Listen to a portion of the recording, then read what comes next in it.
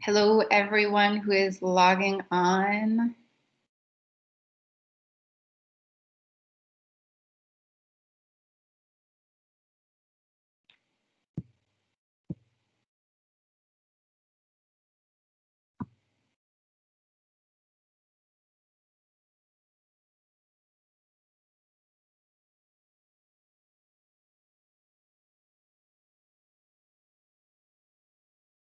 So in last week's class, we went over art produced in the late 1800s and early 1900s.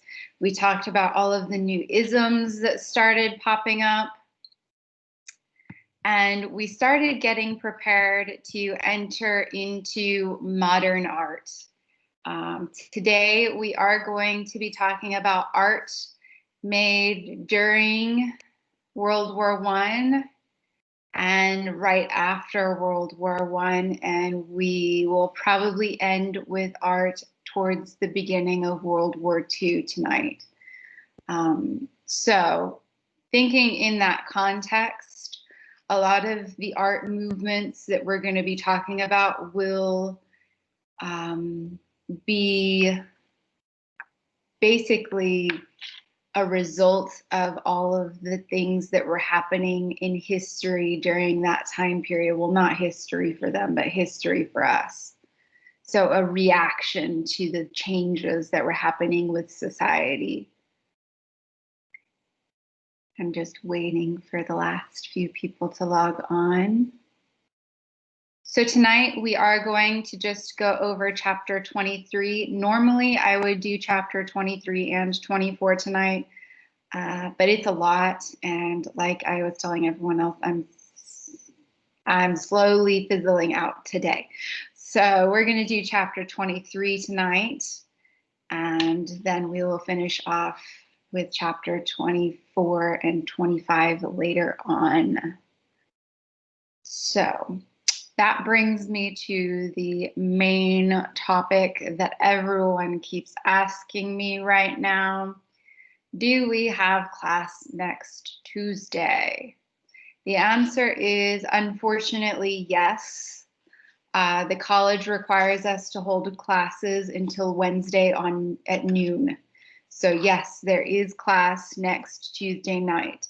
But on the plus side, those of you that attend class next Tuesday will be rewarded with a bit of an early Christmas present. So there's a downside of, yes, there is class next Tuesday, but there is an upside in the fact that there is a lovely little gift that you will get if you show up. So I would definitely encourage you guys to come. It shouldn't be a long lesson. Next week, we're just going to go over chapter 24 and that's it. Nothing else, nothing more, nothing less, just that one. So it shouldn't be a bad night for you guys. We should end early and you'll get a little bit of a gift. So come, it'll be fun, short and easy. Tonight, like I said, we're just going over chapter 23. And then I decided last minute that I am going to work on helping you guys get your papers set up and ready to go. And on that note, I do believe that all of our regulars have arrived. I knew if I got through that, then pretty much everyone would be here at that point. At least anyone who matters is here now. The others, I guess, don't matter.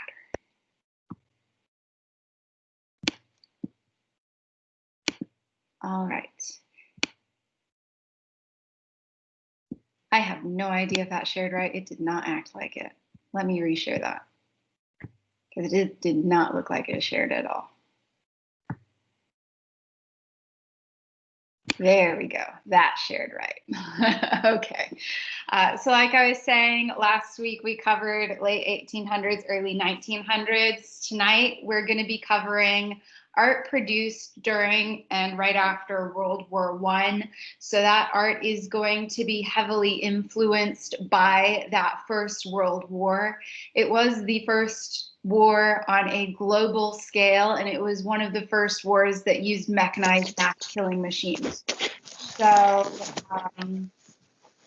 whoever just logged on, you're unmuted.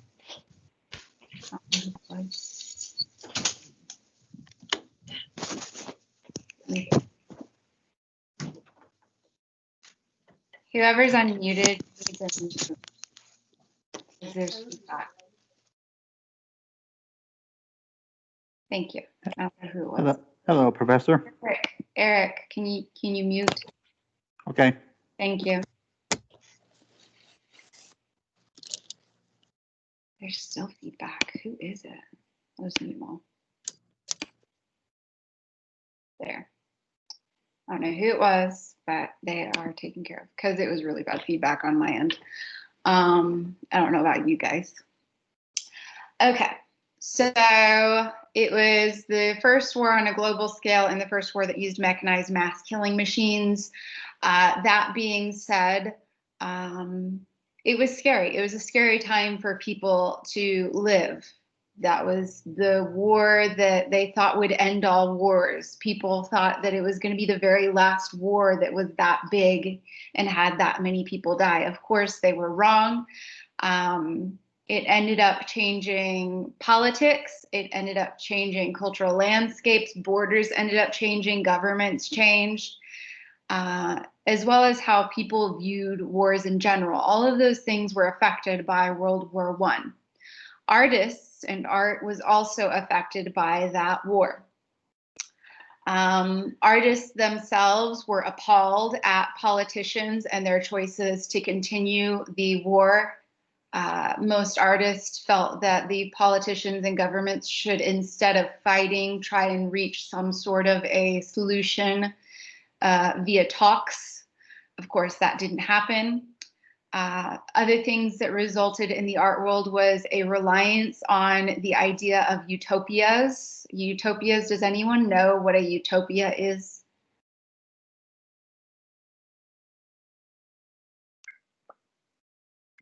Anyone at all? A utopia. Brock, you know?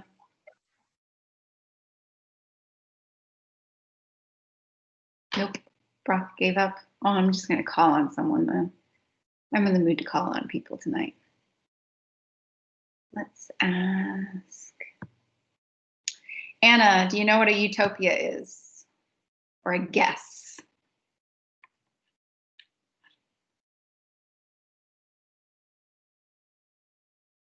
Yes, no? If you don't know, that's fine. Just let me know because I'm going to call on someone else.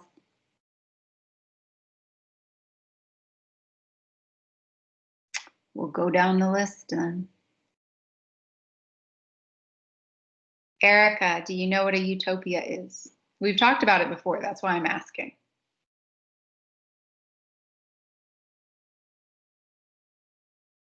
Erica, what is a Sorry, utopia? my dog's going crazy and I can't. I'm sorry. It's fine. Come on, somebody in here knows what a utopia is. I know because we've gone over the definition before in this class. Is it like independent thought or something like that? It's along that lines. So it's the idea of using your own thought process to come up with what you think a perfect society would look like.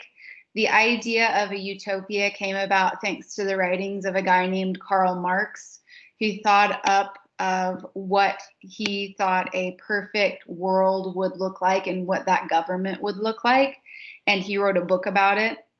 And it was published around this time period, and artists read this book and they were influenced by the idea of a perfect world. Perfect worlds wouldn't have wars and mass killings and people starving.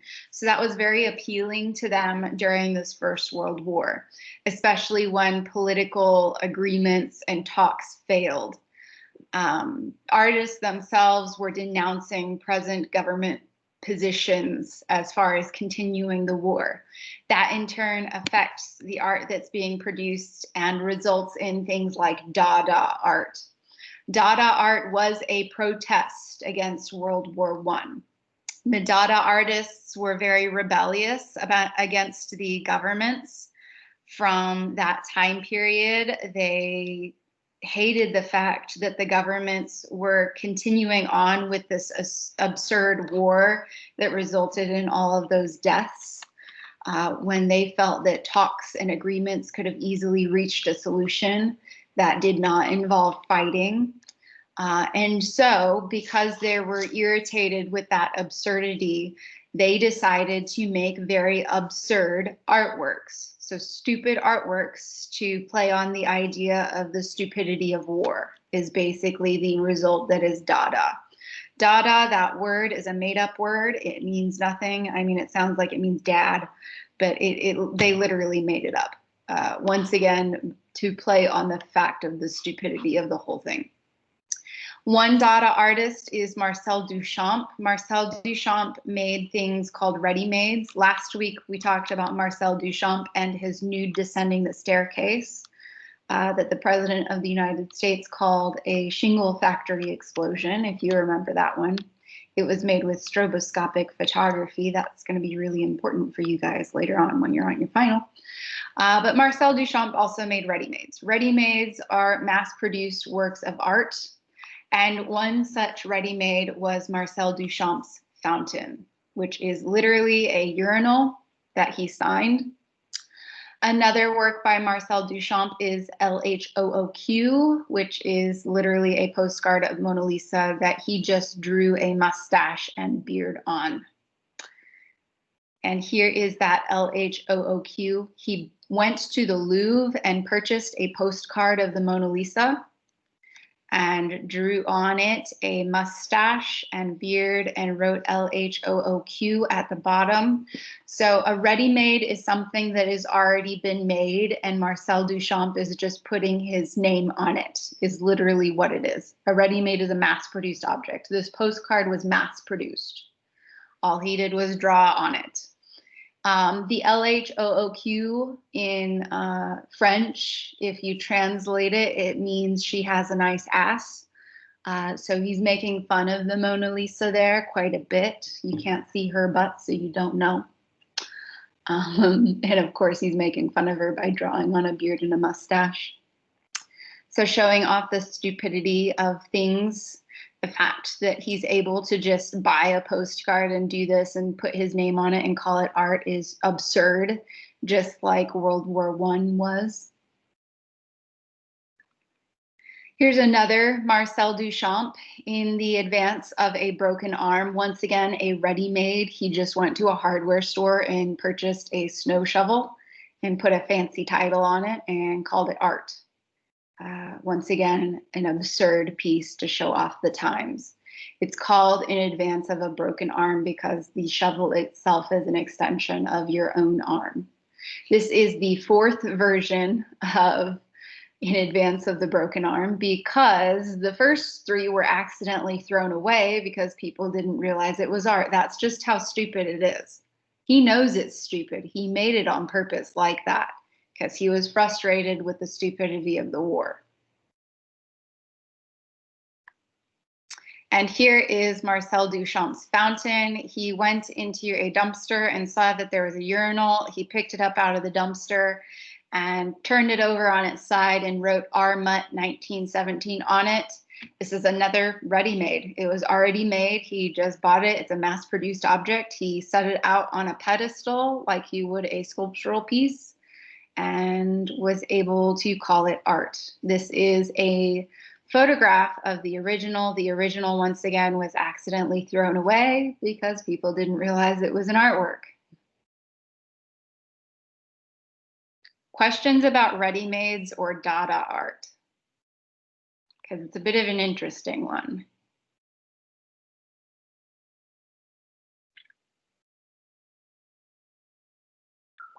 Any thoughts or comments about Dada art?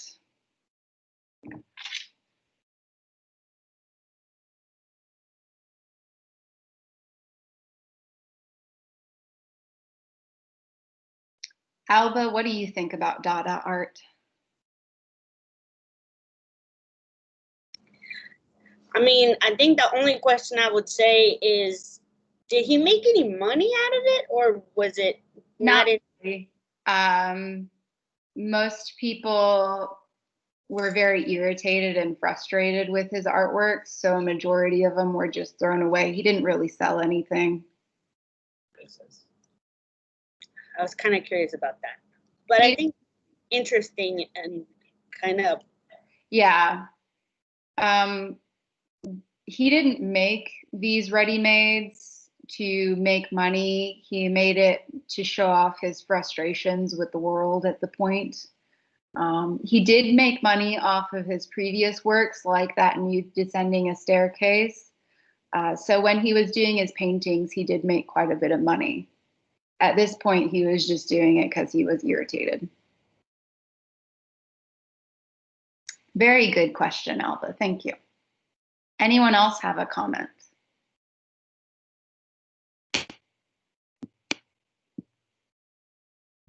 Okay, we have one last Dada artist. I think there's actually two. This is Man Ray. Man Ray followed suit after Marcel Duchamp, meaning he was inspired by him. So he continued on with the tradition of ready-made objects. Man Ray eventually will start making photography and film in which he cross-dresses, which is also pushing the envelope in the early 1900s. But this is Man Ray's early works, his ready-mades. So he went to the store and purchased an iron. This is what an old iron used to look like. And he glued thumbtacks to the bottom of it and titled it Gift. Of course, this would not be a gift. This is not a usable iron. If you use this iron, your shirt is going to be ruined. So yes, another example of the absurdity. Of course, this is after World War I, so he's literally now just following suit after Marcel Duchamp, who came before him, as inspiration. And of course, our last Dada artist, we cannot talk about Dada art and not mention Hannah Hock. We've mentioned her before at the very, very beginning of this class. She is a photo montage artist, meaning that she cuts different photographs and news clippings and magazine clippings and makes a collage with it. Her collage has a Cubist influence with it, which you might notice when we look at it. It looks similar to Pablo Picasso's later synthetic Cubism, but we're going to look at the Multi-Millionaire, which shows photos of a man standing amongst his inventions. So I mentioned it references Cubism in the sense that we are showing the man, of course, this is a different man, from multiple angles, as well as chopped up geometric bits of inventions.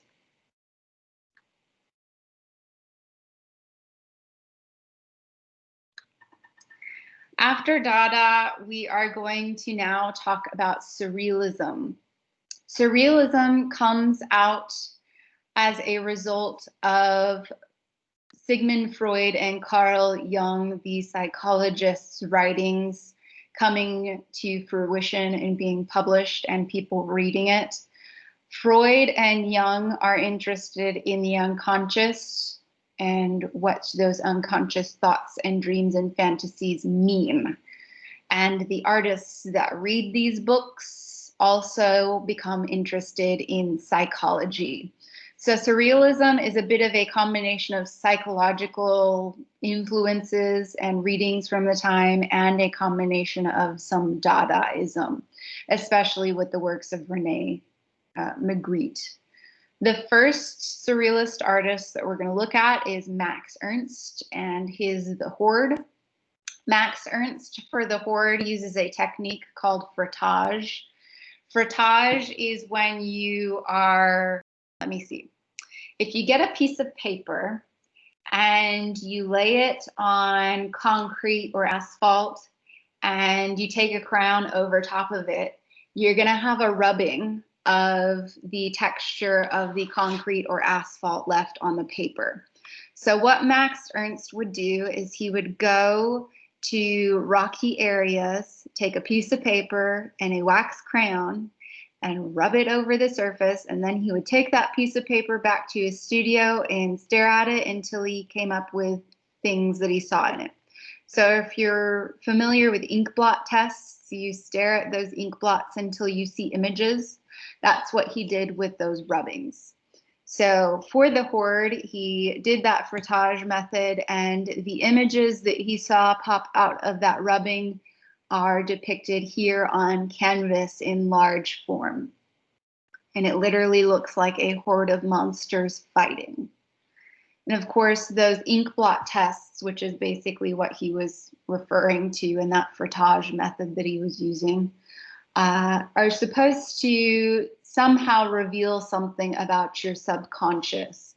And that's exactly what Max Ernst was trying to play on, the idea that our subconscious will influence what we see in things, like clouds or ink blots.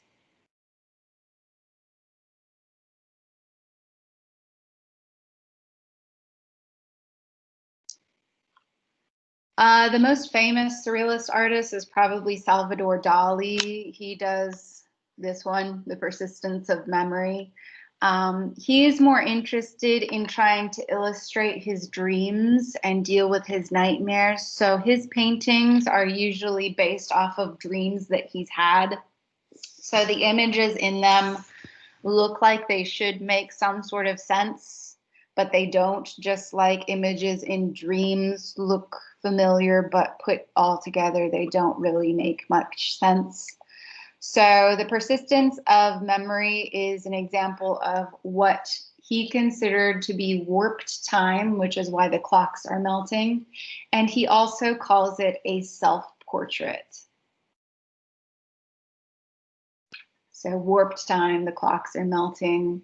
There's ants crawling out of the watch. That actually references the movie Andalusian Dog. If you remember, there were ants crawling out of the man's hand. Here we have ants crawling out of a watch. And this little object that is unrecognizable on the rocks right there is that supposed self-portrait of Salvador Dali. Of course, it's not a very realistic self-portrait. And once again, this is supposed to reference Salvador Dali's dreams or nightmares. Our next surrealist artist is Juan Miro. He works in a similar way to Max Ernst and the frottage method, but what he uses is automatism. Automatism is when you get a piece of paper and a pencil and you start randomly letting your hand move however it wants to and scribbling and doodling random things, and then staring at those scribbles and trying to make something of it, just like an ink blot test. So similar to frottage, but a little bit different and easier to do. He does something called abstract surrealism, in which the images that he depicts are very abstract, but they are supposed to once again reference his subconscious because he's trying to see images within those scribblings. And this has an extremely long title, but the image itself has interesting creatures. So we see the woman over here screaming, who is being taunted by the bad omen and the bird dragonfly. So literally he got a piece of paper and scribbled around and stared at the scribbles long enough to come up with different shapes, and then he painted those shapes on a large canvas. And supposedly this is supposed to tell us something about his subconscious.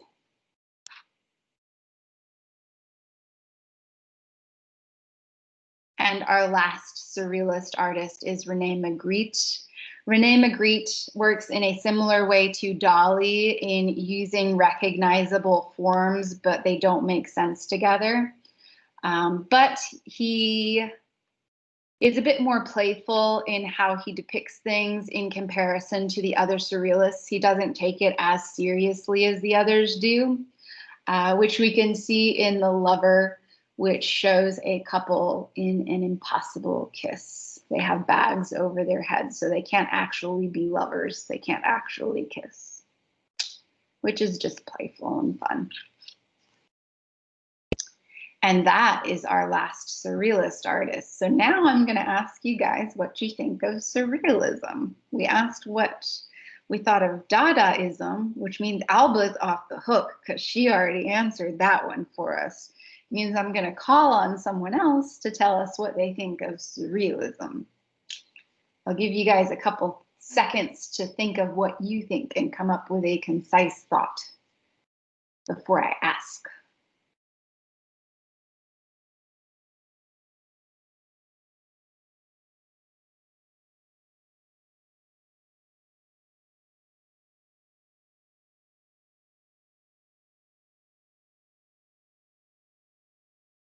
Isn't it like kind of being in like a fictional world type? Yeah. So the idea of dreams is like a made up world, pretty much. So a lot of these are using made up worlds, especially Dali and Magritte. They're both working on that scope. Max Ernst and Juan Miro are using more of like the idea of subconscious thoughts behind images to come up with their artwork, so they're a little bit different, but Magritte and Dali are definitely working on that line. Very good. Thank you. Let's ask one other. Brock, what do you think of surrealism? I don't personally like it compared to Impressionism because it's just that, like, it seems like in a whole different realm, and also it's like Yeah. creepy-ish. Yeah, surrealism is a bit odd. I think the only personally, I don't usually give you guys my opinions. The only surrealist artist that I'm a huge fan of is Rene Magritte, just because his works are cheeky and a bit comedic, and I appreciate that. I have a bit of a sense of humor. It's the same reason why I like Dada art so much, because it's funny to me. But the rest of surrealism is a bit creepy and odd, and I'm not a huge fan of it. So yeah, I'm with you there, Brock. But yeah, everyone has their own preferences when it comes to art. Like Brock mentioned that he loves Impressionism. I don't. So everyone has their own preference, especially when it comes to art history. Some of you might have really enjoyed the ancient Greek and Egyptian sections, and you're probably going to be miserable when we get to the super contemporary stuff, and vice versa. I used to like Impressionism, but then I saw so much of it that I got tired of it, I think. It happens. Okay, moving on. Oops, I had one last Rene Magritte. This is one we've already looked at, The Treachery of Images, the one that says this is not a pipe. It's a picture of a pipe, but it's not a real pipe. That's just to show you how Rene Magritte is a bit cheeky. Now we are going to look at some art styles that were influenced by Cubism. Starting off in Russia for this section with suprematism. So there were several different movements that came about that reference Cubism in their foundings. The first of which is suprematism, and the main suprematist artist is Kazimir Malevich. Suprematism is an art style that only exists in Russia, and it came about in Russia, which focuses on shapes and color as being supreme. So the Cubists start using basic shapes and no color, monochromatic paintings, to illustrate images. The suprematists take that a step further, and instead of trying to depict objects, they literally just show shapes and colors. Very basic. So in the airplane painting that we're about to look at by Kazimir Malevich, he has literally pared down an airplane to just rectangles and squares. Its most basic and simplified format. I think the last time that we've talked about something so basic was probably the geometric period in Greek art. So it's been a while, and this is way more basic than that. Here is that airplane flying by the suprematist artist Kazimir Malevich. So he's trying to illustrate literally a very, very basic plane, just using rectangles, squares, and your primary colors. There's another Kazimir Malevich painting. I don't know if I've included it. Yes, I did. So this is suprematist painting 8 red rectangles, which I need to respell rectangles. Is very sad. There we go. From 1915. For this particular painting, what Malevich actually did is he cut up pieces of construction paper and then threw them on the floor and kind of moved them around a little bit to come up with this composition, and then he painted it. So it's literally, he just copied construction paper that he cut out. So you can kind of see the influence of Cubism, but it's a very, very basic pared down version of Cubism. Another artist that was heavily influenced by Cubism is Ferdinand Léger. Léger was working in Italy, so he is not a suprematist. In fact, his art style is very, very different from the suprematist artists. Léger was working by himself. He's not part of a group, once again in Italy. And we're going to look at a couple of his artworks. But what Léger did is, instead of using just squares and rectangles like the Cubists did, he added in some circular and spherical shapes and some color. And you see that in The City. So once again, heavily influenced by Cubism. Everything's been cut up into bits and pieces. It looks a bit like a collage, which is similar to what Cubism looks like. But he's added color as well as some spherical rounded shapes, which Cubists did not do. Léger also made some movies. I don't think, yeah, I did. Ballet Mécanique is one of his movies. Which is just a series of images of close-ups like this woman's lips and a kaleidoscope and some very jarring music in the background, which is why we will not be listening to this particular movie, because the music is extremely grating on my senses and probably yours too. Here is the work that Léger is most well known for, Three Women. You can see heavily influenced by Picasso's early on Les Demoiselles d'Avignon painting, but we have some rounded shapes as well as a bit more color in this one. We still have a lot of geometric shapes though, which is the basis of Cubism. Once again, Léger was working on his own. He is not part of any group. Good for him. And now we're going to move on to another Russian group, Constructivism. Constructivism comes out as a result of suprematism. So suprematism eventually will evolve into constructivism. Constructivism also occurs around the time of the beginnings of communism. So it's also very much influenced by communism beginning in Russia. In fact, constructivism can be used in a majority of communist advertisements and billboards at the period of time that the Soviet Union is being founded. So constructivism, like I said, comes about at a very revolutionary moment in Russian history. It is very static and rejects regular space, which we can see particularly with Rodchenko's The Workers' Club that we'll look at in a second. But we can also slightly see it in Popova's Painterly Architectonic. So Painterly Architectonic uses those geometric shapes still, but there has been depth and dimension added into those geometric shapes to try to invent a space in an abstract painting that should not exist. Abstract paintings don't need depth. And here that is. So it looks, the way that she has painted this, like the shapes are intersecting and there's bi-cuts of them and they're all connected in some way, shape, or form.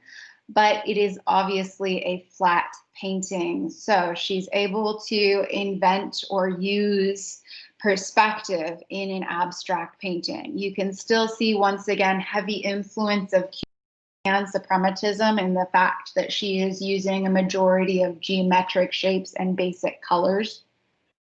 So that is still continuing on.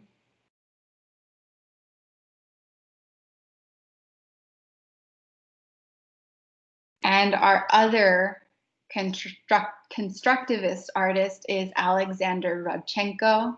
This is his workers' club. This was originally done for an international exhibition, or like the World's Fair, which was shown at Paris. So it's supposed to be the prime example of a conducive work environment. So a place in which workers would be encouraged to be very productive, which is the whole basis of like the Soviet Union's protocol, is you're wanting happy, productive workers in your society. So here we see very rigid backed chairs with high arms. That's to help you keep your posture straight, which I probably need because I have very poor posture. And high level desks, once again, to keep you in a good, productive position. So there has not been a waste of space here at all. All of these desks are connected. They fold up and all of the chairs will stack as well. Once again, being a very conducive environment.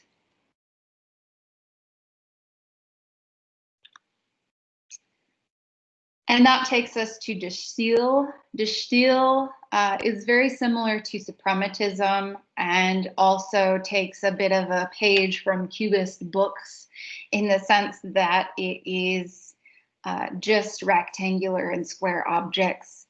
De Stijl was invented by the Dutch artist named Piet Mondrian. His name is right there. It's a very basic style. It uses vertical and horizontal black lines, as well as primary colors and blocks of white. It became very popular. It's very simple to recreate, and it is about as reduced down as you can be with a painting. Piet Mondrian wanted to come up with the art style to end all art styles, which is why he named his particular style choices de Stijl, which translates to the style. It literally means the style because he thought it was going to be the last art style to come about. Oh, how wrong he was. Here is Tableau 2 with yellow, black, blue, red, and gray. So as you can see, we are still using very geometric shapes, but we have added in thick black vertical and horizontal lines. Funny enough, Piet Mondrian, he used painter's tape and masking tape to get the perfectly straight lines. And on some of his paintings, he didn't take the paint tape off. So the tape's still on there on some of them, which is kind of funny. If only you guys had come up with that, right? Because Piet Mondrian ended up becoming very famous, very popular, and very collectible and made millions of dollars. If only, right? If only that was you. So simple, yet nobody came up with it other than him.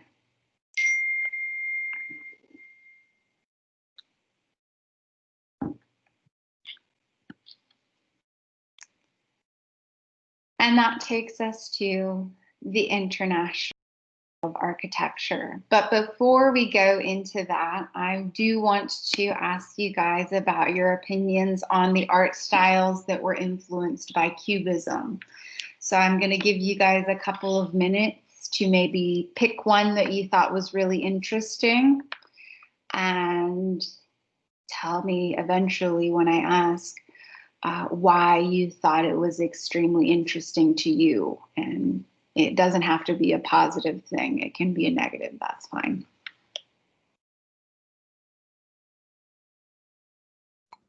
I think it's really interesting how people do these ideas. I think it's really cool, to be honest, because we don't see like cubes and all that as art point of view for others, but they manage it to make it like really interesting for others. At least that's my opinion.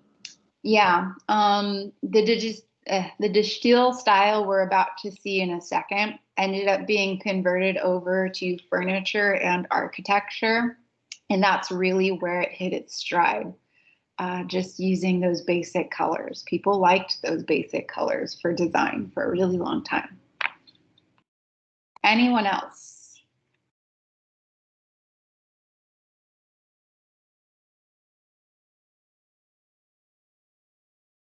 What did you guys think of suprematism? The one that was just basic squares.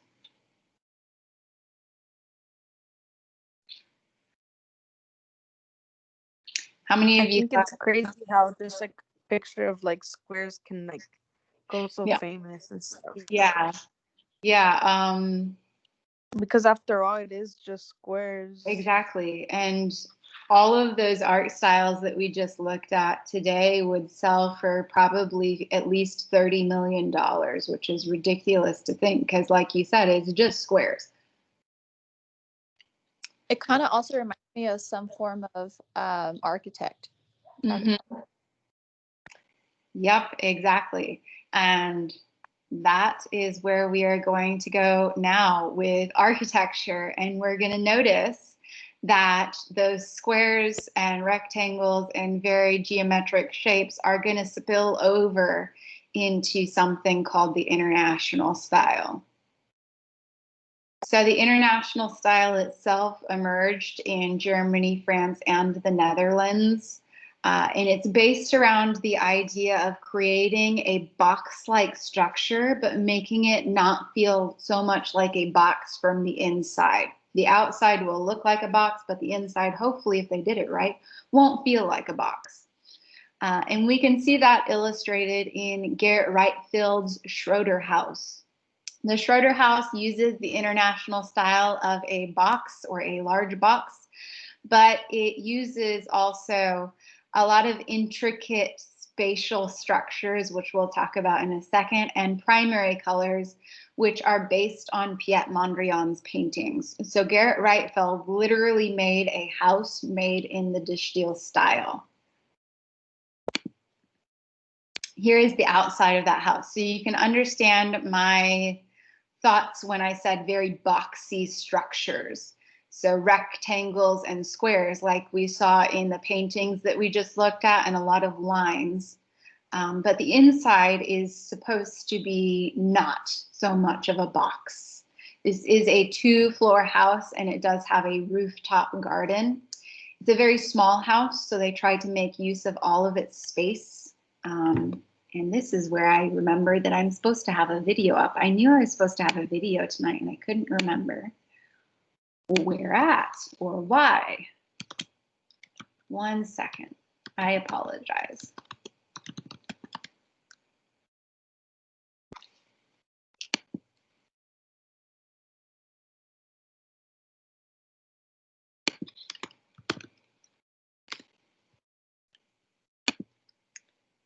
But instead of a video, because last time the video, I could not find it, we are going to look at some different pictures of the interior, because the interior of this house is really interesting.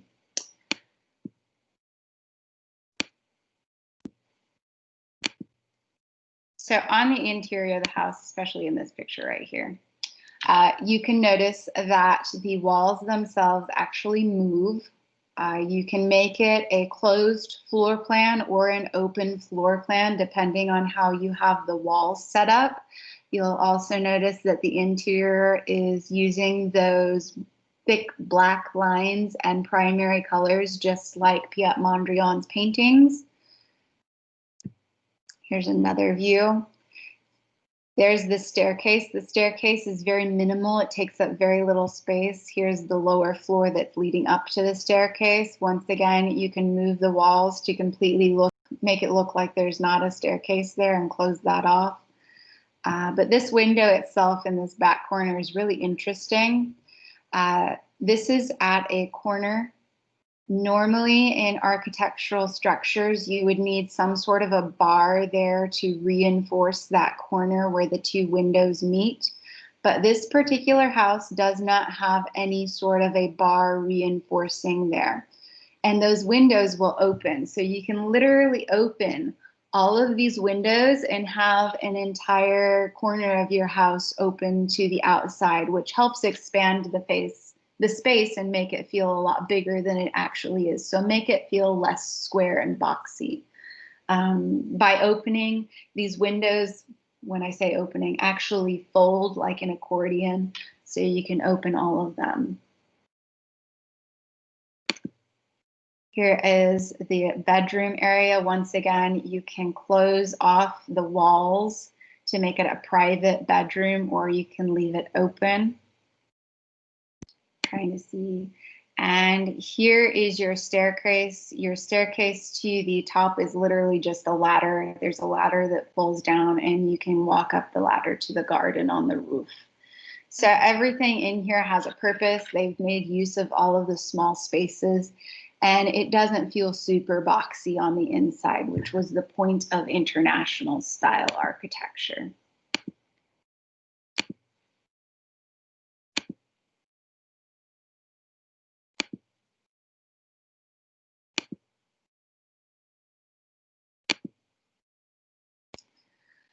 Other architects that work in the international style are Walter Gropius. He used that for his Bauhaus. The Bauhaus, I guess I don't have a picture of it. It was in our architectural section. The Bauhaus is literally a school in which they designed furniture, architectural buildings, and art pieces in, well, basically the international style as well as other contemporary styles. So the building itself looks like a box, but once again, it uses a lot of windows to create an open feeling space. The Bauhaus, unfortunately, was closed down during World War II. It was located in Germany. A lot of the artists and instructors that attended and worked at the Bauhaus ended up fleeing to America. Another artist that worked in the international style is Mies van der Rohe. Mies van der Rohe created this building for the German pavilion. So you see, once again, it looks like a plain rectangle. Of course, he has added a large amount of windows to create an open feeling plane so that on the inside it doesn't feel like a box, but on the outside it basically is a box. So a bit abstract with the composition. He used natural looking wood, well, not wood, marble walls to create a stone effect to juxtaposition those light, airy glass walls. And once again, like I said, visitors don't feel boxed in with all of those glass walls.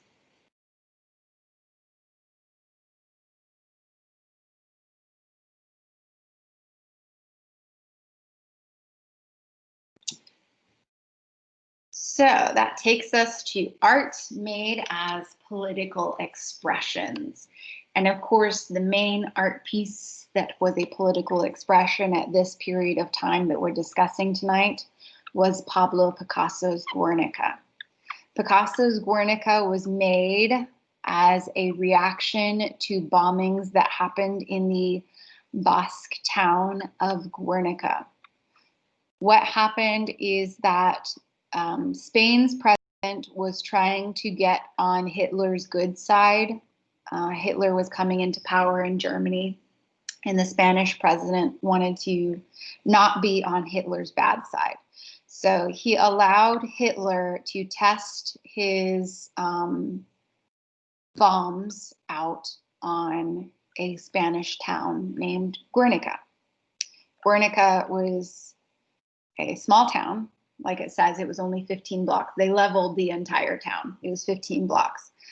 They did not warn the citizens that those bombings were going to take place. So all of the people were there when it happened, and everyone died. The newspapers wrote very small articles about it happening, but nobody really made a major deal out of it. And Picasso became very disgusted with his home country. Picasso was from Spain. And he decided to create a very large mural protesting his home country's government. Of course, Picasso at this time was living in France. Funny enough, the Spanish president came to Picasso around the same time period that Picasso started coming up with this idea for a large painting, and asked Picasso to make a painting for the World's Fair to showcase Spain. And Picasso made Guernica. The Spanish president didn't know Picasso was going to make Guernica, which literally was a protest against Spain and representing Spain at the same time. So the Spanish president said that if Picasso ever entered Spain, he would be immediately arrested. Eventually, that president is going to be chased out of office. We'll learn about that more next week. But it's a very large mural. It is abstract, but you can still understand that there are livestock and human people, and you can understand that they're terrified and in pain. It's done in blacks, whites, and grays. That's because Picasso learned about Guernica from reading a newspaper. So those colors reference the newspaper that Picasso read about it in. And here is Guernica.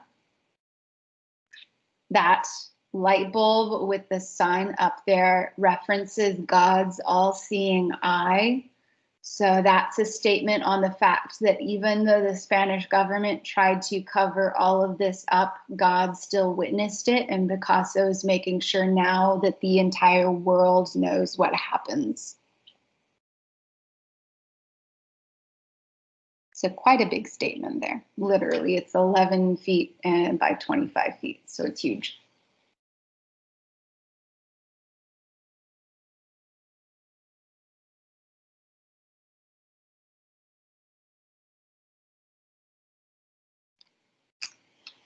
Some more political expressions. Now we're going to take a sneak peek. Well, not really a sneak peek. Well, kind of. We're going to look a little bit more at it next week. Of social realism. Social realism is an artwork that comes about as a response to the spread of communism, but normally we associate responses in communism as being a negative thing. These social realism pieces are showcasing the positivity that is communism. So first we're going to look at Vera Mukina's Monument to the Proletariat and Agriculture, which expresses the virtues of communism. Vera Mukina put in a, well, let me start over. There was a call by Russian government for artists to design a large monument, and Vera Mukina was selected to display that monument. And here is what she came up with. So here we see a man and a woman standing hand in hand on equal footing. The man is carrying a hammer and the woman a sickle. Does anyone know why a hammer and a sickle would be representative of communism, or what other thing it might reference? Hammer was used for industry and the sickle is for field. Yes. So the hammer is industry and the sickle is farming. Both of those things are major industries that were taking place in Russia. Both of those symbols also occur on the communist flag, well, the Soviet Union flag that used to exist. It's still technically on China's flag, very small though. So the whole idea of communism is that men and women would be on equal footing, which she has illustrated here. And of course, that is our communist reference there. They are both strong and proud of their country.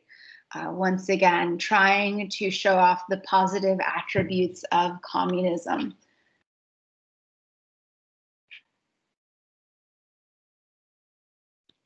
And our next social realism piece is another one that shows off some of the positivity of communism. If you want to consider it as positive, if you disagree, that is fine, because I am not going to tell you my thoughts on that. But we have Diego Rivera. Diego Rivera was very supportive of communism, and he created a large majority of artworks about that subject, one of which is the liberation of the peon. This is a result of partway through Mexican-American history, Mexico converts briefly to communism, and Diego Rivera is illustrating the benefits of that happening in the country. So here's that image. So the slave has just been liberated thanks to these wonderful saviors. And in the background there is the slave owner or landowner's farm and, well, property being burned. So these men have not only saved him, but they've destroyed that man's property. And this is, of course, a fresco. Diego Rivera was most known for his frescoes. So this would have been a very large wall fresco. Moving on from communist works to United States versions of political expression. And these particular United States versions of political expression are a result of the Great Depression. So during the Great Depression, the government made a whole bunch of jobs up for people so that they'd have an income. And they made jobs specifically for artists through something called the Works Progress Administration.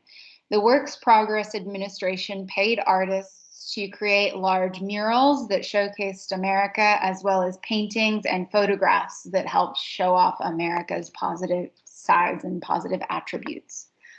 Another similar administration that did pretty much the same thing was the Farm Security Administration. The Farm Security Administration paid artists to go around and take pictures of the results of the Dust Bowl and document the Dust Bowl, which is exactly what Dorothea Lange did. She did the photograph of the migrant mother that's very famous, of the mother with the 2 children that was migrating because of the Dust Bowl.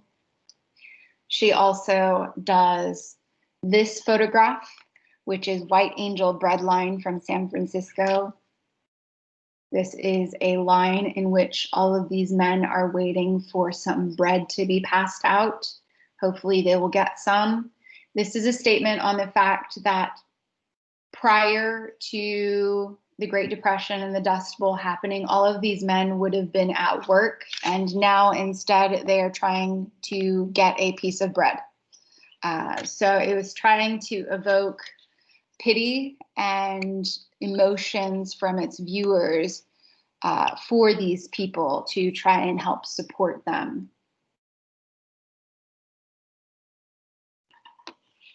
Any questions about all of the political artworks that we've looked at so far? Or comments about the political artworks that we've looked at? We looked at some communist, some non-communist, Guernica. Any thoughts?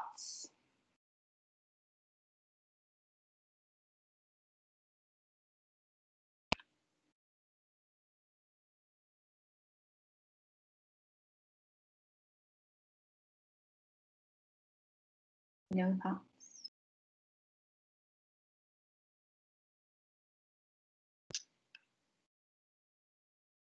I'm gonna call on someone then. Cora, what did you think of the socialist art pieces that we looked at by Diego Rivera or the statue that we looked at? What did you think of those two, Vera Mukina's and Diego Rivera's? Any thoughts, Cora?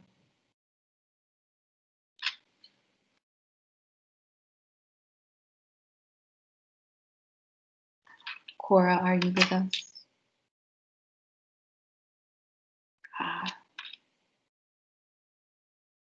This is a wonderful time for me to know who's actually still paying attention to. I should do this more often. Hey, Miss. Yes. I would say, like, looking at the different art that comes in, but from different types of perspectives, like different governments, I think that's one of the things I took from it. Just like every single art has a different meaning. Yeah. It's interesting to see communism being portrayed as positive, especially because in America it's always shown as a very negative thing. Of course, there are different points of view for every type of government throughout history. You just have to, I like to keep an open mind with things and take it for what it's worth, I guess. I don't really think too much about the government itself as I do the art, but that's just how my brain works. I do think it's interesting, if you noticed when we went over constructivism, Popova was a female artist, and that was the very beginning of socialism. And Vera Mukina is another female artist. Those are the only two female artists that we've talked about so far tonight, and they both came out of Russia. So that's a bit interesting to me, because female artists in general were pretty rare to come across at this point in time. Of course, that might just be my female art studies.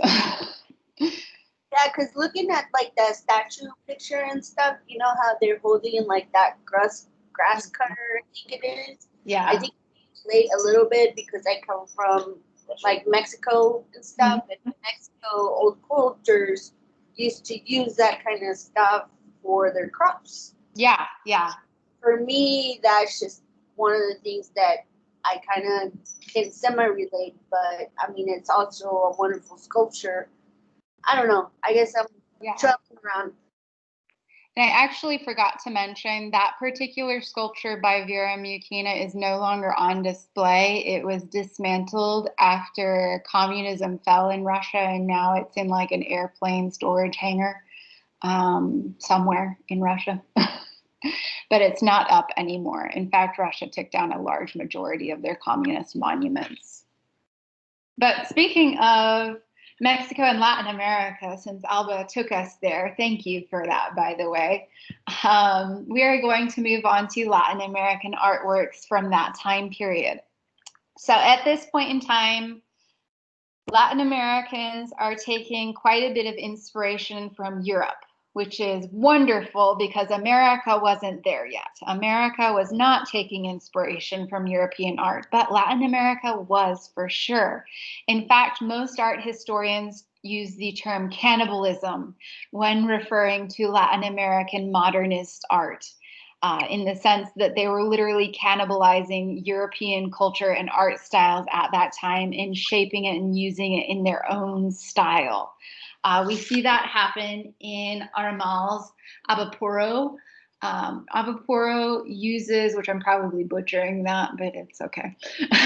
It uses tropical influences and Brazilian tropical influences and heritage and combines that with European abstract art styles that were popping up at that time.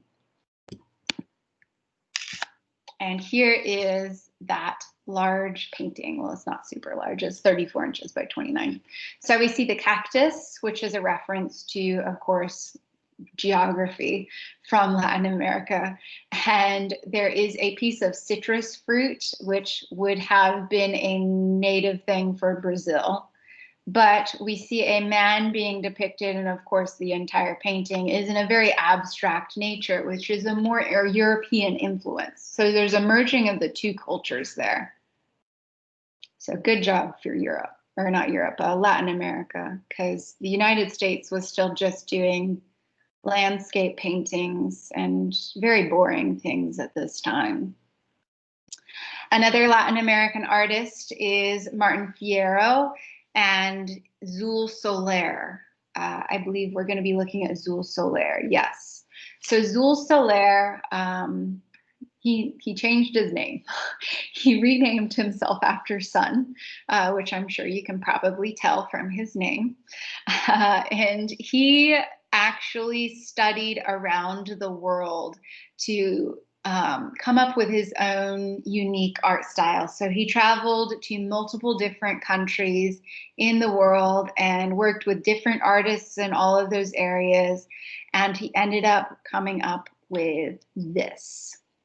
So in this painting, you see a dragon and a reference to a Latin American god, which if you did that Latin American section for your individual presentations, you'll probably understand the reference there. Of course, you have your sun.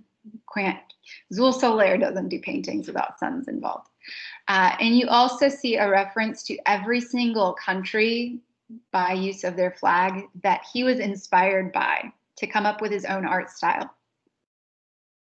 And here you also see a reference to the world religions. That is because Zul Soler really hoped to inspire all of the religions to work together, which makes sense to me too.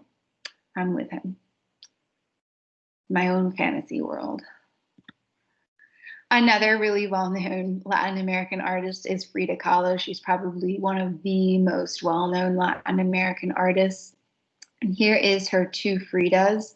Frida Kahlo at a young age was in a car accident, which left her with a very, she considered herself broken body. She was bedridden for quite a majority of her life. She was unable to have children after the accident. She had to go through many, many different surgeries after that car accident. So a lot of her paintings have to do with a reference to how broken she felt her body was after that accident. In fact, she suffered from depression quite a bit. The other thing that her paintings reference are the fact that she was half European and half Latin American.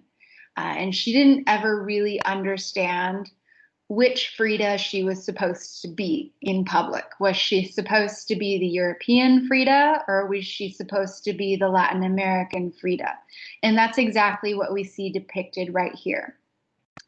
So Frida herself being unsure of who she's supposed to be. However, the two Fridas are still connected because it takes both of them to make Frida what she is. And that is why they are connected with veins. And of course, this Frida is trying to stop the bleeding and stop from bleeding out. That is once again referencing the depression and confusion that she spent dealing with the rest of her life. So she had quite a bit of inner turmoil going on throughout. And her husband, Diego Rivera, did not help with that confusion because he often cheated on her, which just made her even more depressed, which is very unfortunate. Frida Kahlo lived a very interesting life, and she kept a pretty good diary. So if you're interested in her, I would recommend you checking out some of her diary excerpts. I think that painting also kind of resembles some self-harm. Yeah, it does. For sure. She literally, after the accident, hated her body. She hated it so much. She was ready to die on a lot of days. And she writes about that in those excerpts a lot, that she just wanted to die. So a lot of her artwork does reference that as well. Very good. I don't know who mentioned that, but good job.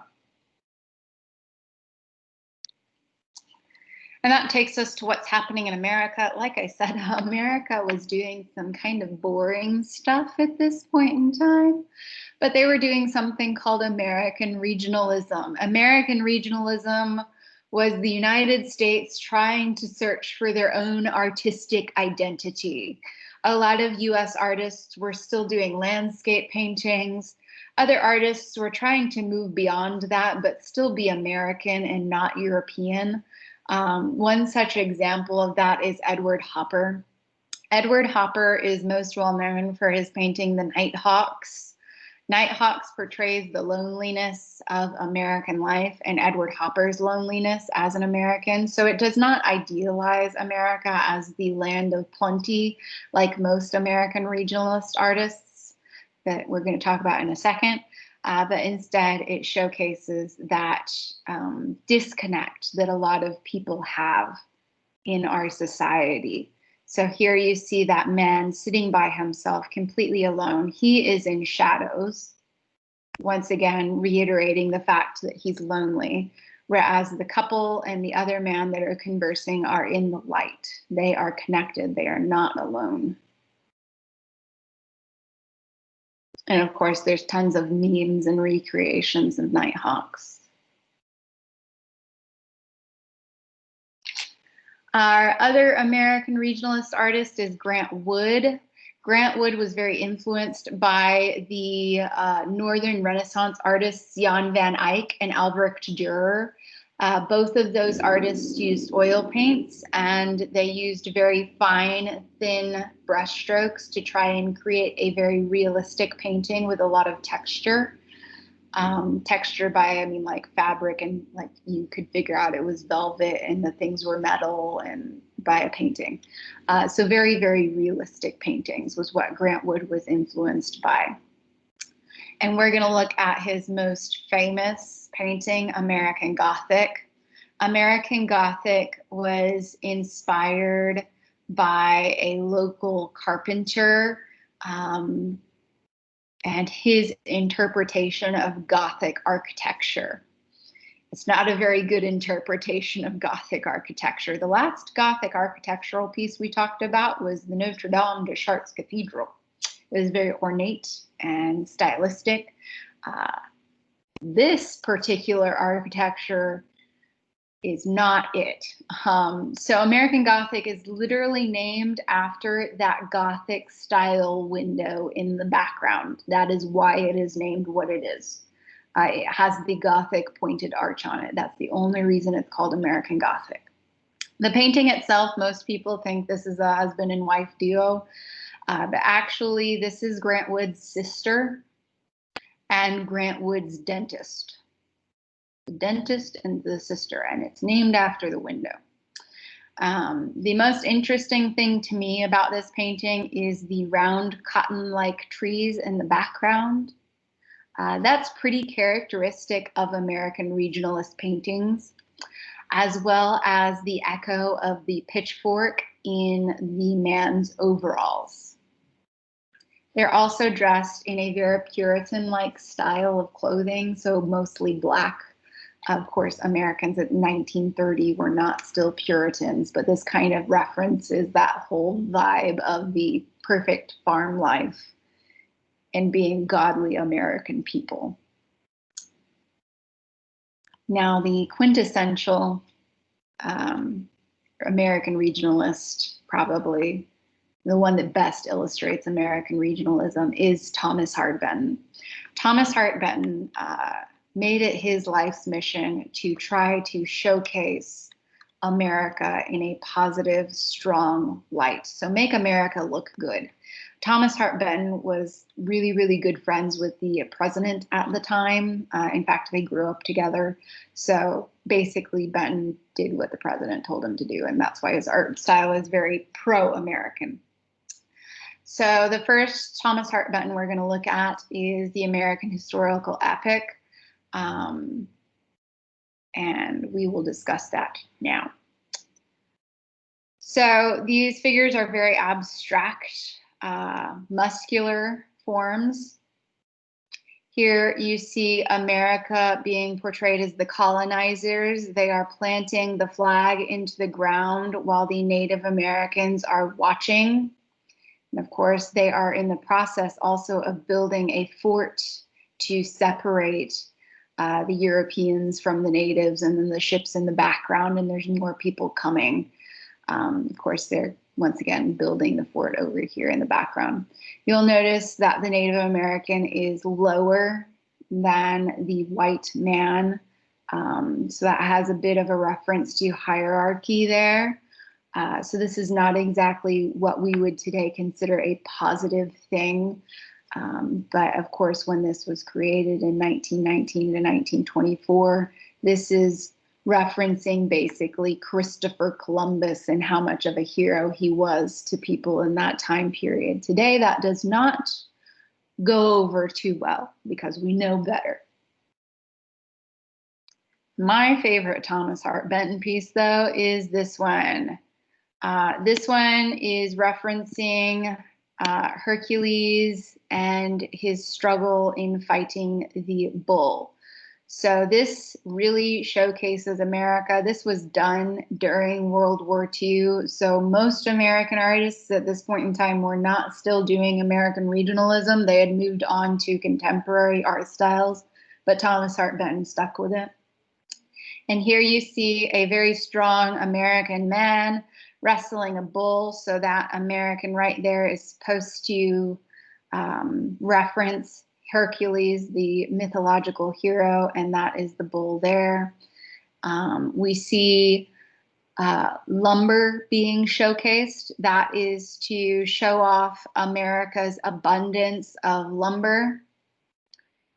And over here, we see a cornucopia. Cornucopias are most usually associated with Turkey Day and Thanksgiving. And the whole purpose of a cornucopia is abundance of food, which we see illustrated here, even with the man picking up corn and the grain being shown here. In the background, you see a steamboat. These women are holding a laurel wreath, which is once again a reference to ancient Greece. Normally, laurel wreaths would be passed out to Olympic athlete winners. So literally, this entire painting is trying to showcase the strength and abundance that America has in this time period. That's the whole point of it. And then they threw in one African American in the background. And he's, of course, separate and in the background. But he is there. Which takes us to African American art. And we are nearing the end of this section, and then I will help you guys on your papers. So at this point in time in America, something called the Harlem Renaissance takes place. The Harlem Renaissance begins thanks to a book named The New Negro by Alan Locke. Alan Locke writes this book and encourages African Americans to go back to their roots and show off their African heritage. So we see in turn a lot of art being produced, as well as jazz and poetry and theater plays that go back to African cultural heritage. One such artist that is part of the Harlem Renaissance movement is Sergeant Johnson. Sergeant Johnson creates a small wooden sculpture entitled Forever Free. Wood is a traditional African medium to use. Once again, if you did your individual presentations and you happened to go over Africa, you would know that. And Forever Free, the title of it references the Emancipation Proclamation, which freed African American slaves during the Civil War, although technically not, but yeah. And then, of course, another Harlem Renaissance artist is Jacob Lawrence. We've talked about him before, but we're going to look at his General Toussaint L'Ouverture series. So Jacob Lawrence did a series of 41 paintings showcasing this Black leader of the Haitian Revolt, which I will talk about more when we look at the actual painting. But here is Sergeant Johnson's Forever Free. So we see a woman with her two children. She's holding them close to her sides. So if you're familiar with African American history at all, you will know that during the days of slavery, it was common for children to be separated from their families and sold to other plantations. So right here, this references back to that part of history. And of course, now with the Emancipation Proclamation, these children will never be separated from their mother.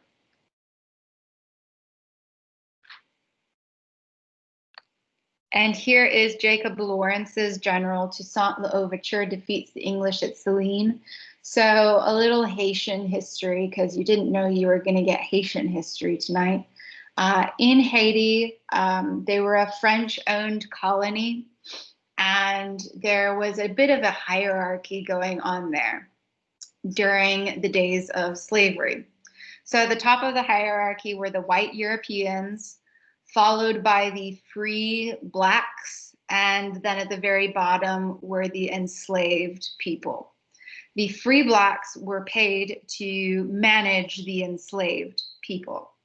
So what ended up happening is General Toussaint, which was a free Haitian black man, he ended up arming all of those slaves, who then in the middle of the night went and killed all of the white people, ending slavery in Haiti.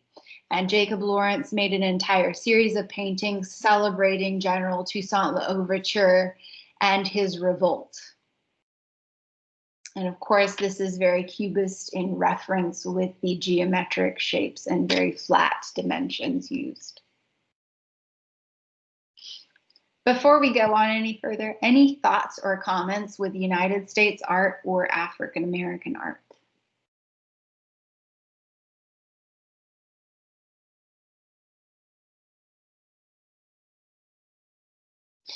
I really rein myself in with the African American art. That's what I specialize in, is like minority studies. So I gotta rein myself in there, because I will just get really happy when I'm talking about it. To me, like the American art part of it, it was just kind of boring. Like it's not very interesting. It is. It's not interesting. America was not very interesting at that time. We weren't really coming up with anything new. Jesse? With the farmers, why were they not smiling? You mean American Gothic? Yes, yes. Good question. I would say it also goes back to referencing Puritan art. So I mentioned that Grant Wood was very influenced by Jan van Eyck and Albrecht Dürer. They were from the Northern Renaissance period, and that's also when Puritanism begins. Puritanism is a very serious kind of religion. So I'd say that Grant Wood was most likely referencing that particular religion, which Van Eyck and Dürer often depicted in their art. So I was probably just referencing that.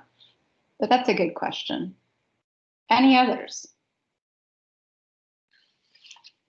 Especially about American regionalism, because that is on your final. That's a big one on your final. Any questions or thoughts on it?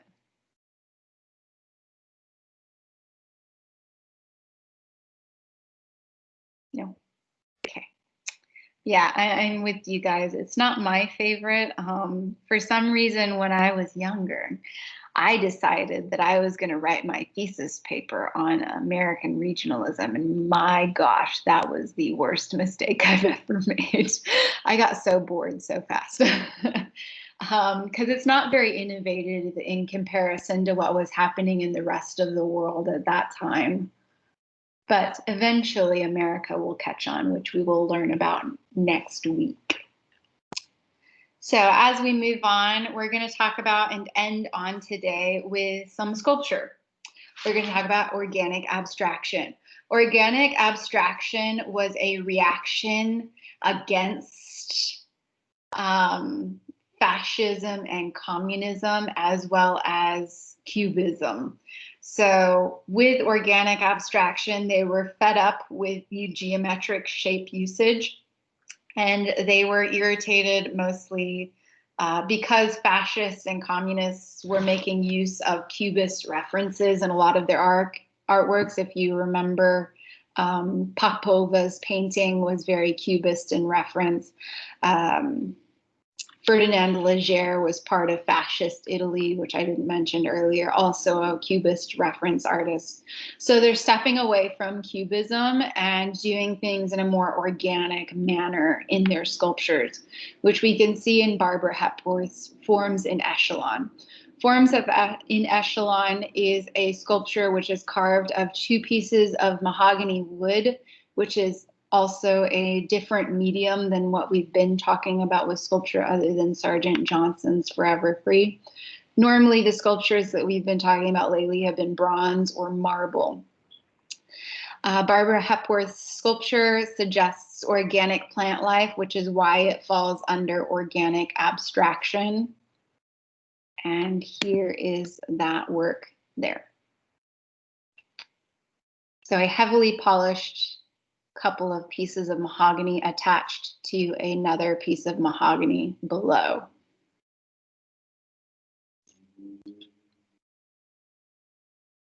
Another really well-known and probably the most well-known organic abstract artist is Henry Moore. Henry Moore was a British artist working prior to World War II.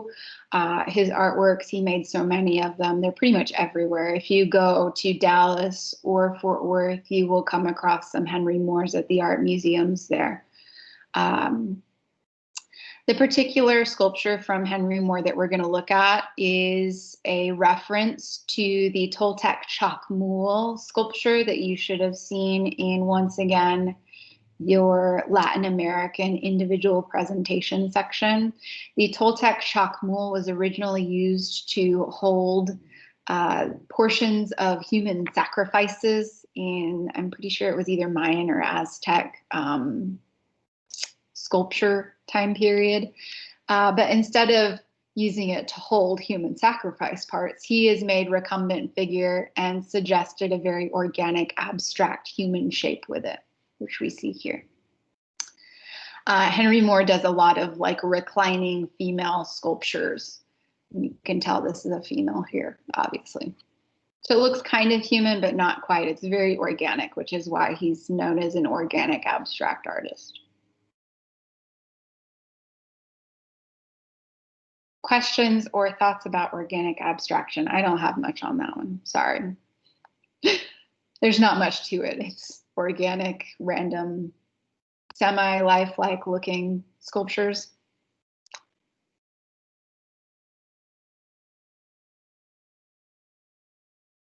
No.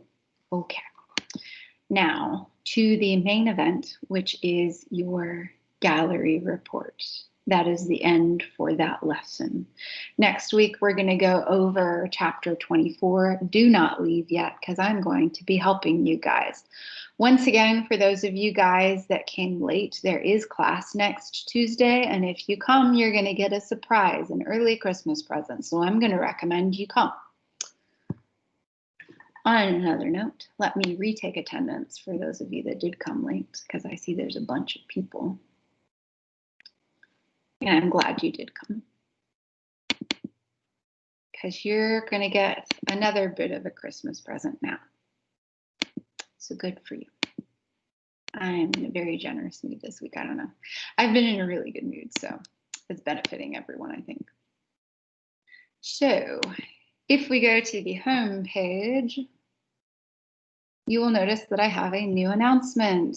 That new announcement is all about your gallery report. On that announcement, I have the other links that are also under your gallery report module, which is the gallery report guidelines, which tells you how to do your gallery report, how your gallery report will be graded, as well as some virtual exhibition options that you might want to check out if you don't want to go to a gallery in person. All of these options are choices that you can use. If you find any choices that are not on this list, make sure to check with me before you actually write on it, just to make sure it falls under the project. But in this list, I don't know, Alba, there's probably like, what, a couple dozen maybe choices to come from. So there's quite a few. It's the same list I gave you, Alba, so it's not different. And then, of course, down at the bottom, I have a link posted to a video in which I talk about how to do your gallery report. So if for whatever reason you're not sure what to do, I would look at that video. It's about 10 minutes long. Any questions so far? I'm not going to go over the entire directions again because I did that last week and it's also in the video and it's also on the guidelines. But are there questions about how to find things, about what kind of gallery you can go to or look at?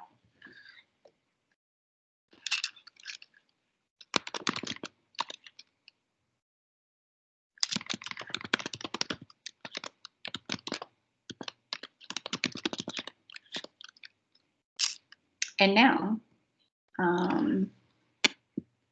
you guys should, let me reshare that because it didn't share right. It might have shared right, I don't know. Sometimes I just don't know with Teams.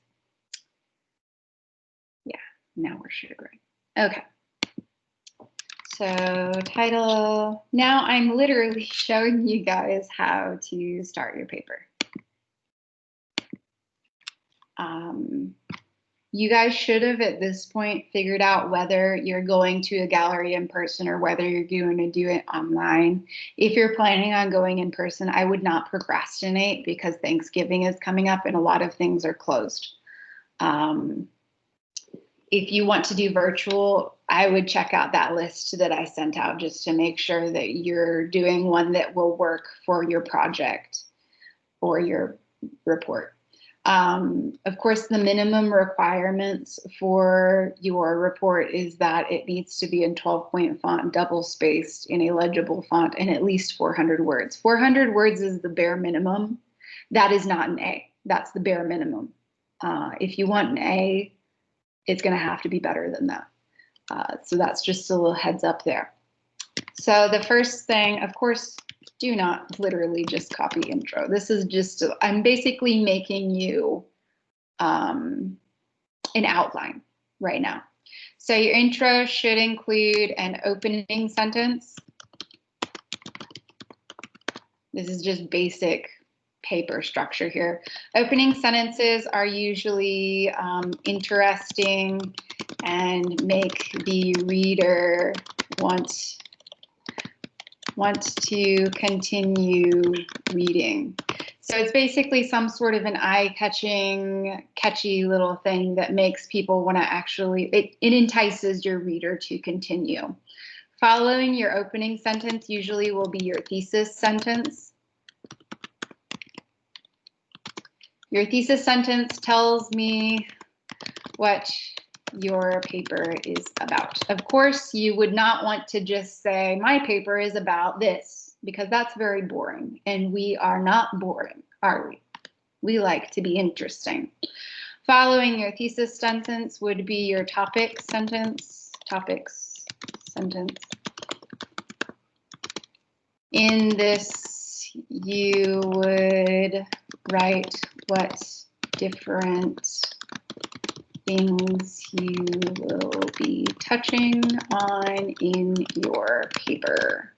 So I'm going to be talking about the exhibition overall, as well as discussing the art piece that I found most interesting and why. That would be a great topic sentence. Well, not really. That's a pretty basic topic sentence, but yeah.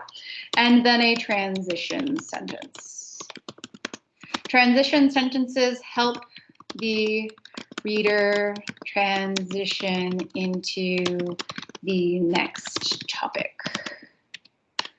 And that takes you to part 1 of your paper. Part 1 can be multiple body paragraphs, one body paragraph. That kind of depends on you and how many things you're wanting to touch on. But part 1 is the overall exhibition as a whole. So what was the theme? Did the theme work? Did they pull off achieving the theme? For the virtual exhibition list that I listed on the main Canvas page, a lot of the themes are retrospective. Retrospectives are like a culmination of an artist's career. For example, the Tate Modern has a retrospective of Andy Warhol going on. So the theme of that is Andy Warhol. So I'm guessing the theme probably works well since it only has Andy Warhol's works. Did the theme work? Do more than just saying, yes, the theme worked. Tell me why. Explain your opinions in depth. Of course, that is applicable to all of this paper. Don't just say something's good or bad. Tell me why. Of course, there's different things that you can talk about in part 1. If you're wanting more ideas for that, I would check out that gallery guidelines paper because it has a whole bunch of thoughts to get you started. After part 1, you would transition into part 2, once again, using a transition sentence or a transition phrase. Part 2 is you choose one artwork and analyze it. I say one because, sorry, my computer's British. It literally is. I got it in England, so it doesn't like regular spellings of things. You choose one piece and you analyze that artwork. So tell me what's going on in it, different compositional choices that the artist did, maybe the art style that it references, what was happening in art history when it was made. Why did you choose that art piece? Why is it important to you? Those are different things to think about. And once again, you can get ideas for that on the gallery report guidelines page. Then you would transient into your conclusion, which takes me to the last part of your paper, conclusion. In the conclusion, you will want to reiterate your thesis and topics and have a nice closing sentence to wrap up your thoughts. Okay, and that is the paper. That is a wonderful outline. Well, actually, it's a really sad basic outline, but it gets you started. And what I would do is just add in some of the main questions that you're wanting to touch on. Of course, that'll change depending on who is doing what and what you're looking at. And I hope that that helps you guys a little bit because that was my intention. I'm doing this because my morning classes are very bad at writing papers. I'm hoping you guys are a little bit better, but they don't understand how to write introductions or anything like that. So I thought maybe I might do that to help everyone. So are there any questions about gallery reports overall? Any questions at all? I am open to anything. Does anyone not know what they're supposed to be doing? I have a question. Yes. Yes. I didn't know if you said it earlier or not, but like, does the paper have to be like in a certain format, like MLA format? I prefer MLA, but I'm not super picky about formats. If you want to do it in another style, that's fine. I probably won't even notice. The MLA is great, especially if you're wanting to cite an outside source. So let's say you go to one of these virtual exhibitions for Andy Warhol. Well, there's a ton of information on Andy Warhol that you can get online. So you would want to reference those sources because otherwise when it goes through Turnitin, it's going to put it as plagiarism and then I'm going to have to talk to you about it. So yeah, if you are using outside material, definitely cite, and I prefer MLA style for that. Okay. That's a great question, Marissa. Thank you. I forgot to mention that. That's okay. I'm not understanding the difference between part 1 and part 2. Part 1 is the overall exhibition as a whole. Part 2 is just one artwork from it. Because the exhibition is going to have different art. Yeah, the exhibition is going to have probably about 20 art pieces. and you're going to tell me about the Oh, thing. And okay. then- Now I get it. Thank you, Erica. Sometimes I forget that people don't know what an exhibition or a gallery review is. Thank you, Erica. Erica, No you had problem. a question earlier, right? Did I answer it? Yeah, you did. Okay, good. Any other questions? So what can we do a report on again? Like you said on art piece. So you need to pick a gallery that you either want to go to in person or from that virtual list. Figure out which one's most interesting to you, go to it or look at it online. And then you will follow the gallery reports guideline paper that is on the announcements and on the module. Okay, got it. Thank you. Any other questions? Because I want you guys to do awesome. I'm sure you will, though. I have positive feelings for it. No other questions? Okay. If you We do, can use a yeah. sorry. We can use the gallery from like any city, right?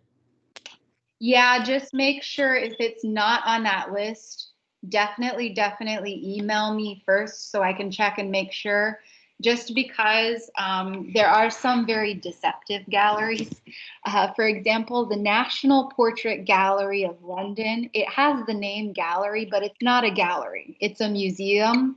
Galleries normally only have about 20 to 30 art pieces max, whereas museums have several thousand.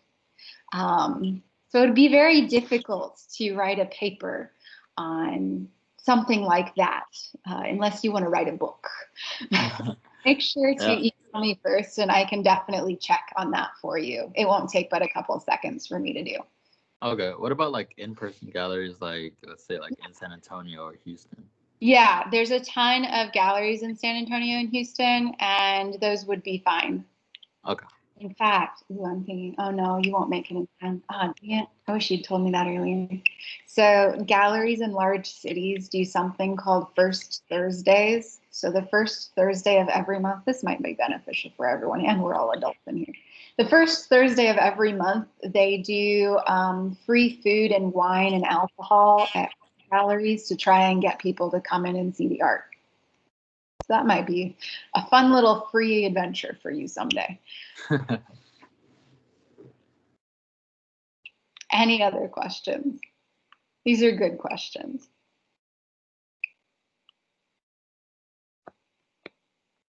No. Okay. If you do think of something, or if you are struggling to write your paper, reach out to me and I will talk to you about it either through email, or if we need to, we can set up a Teams meeting and I can walk you through that individually, one-on-one.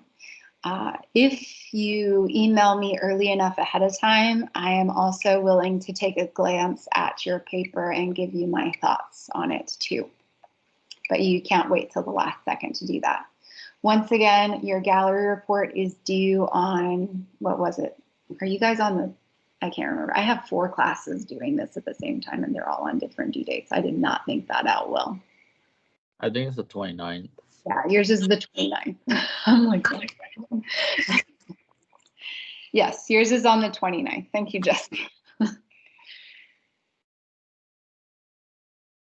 Okay, so I am done for the evening. Once again, next Tuesday there is class. It's going to be a short class, probably even shorter than this one. Come, you'll get a surprise. Most of you will be very, it'll benefit your grades is what I mean. So if you come, your grade will benefit from it immediately. So I would encourage you to do that. Also, once again, if you have questions, just let me know and I will gladly help you. Have a wonderful rest of your evening, everyone, and I look forward to seeing all of you again next week. Thank you, Miss. Thank you. Bye, Miss. Have a good night. Guys, Have a good night. you too.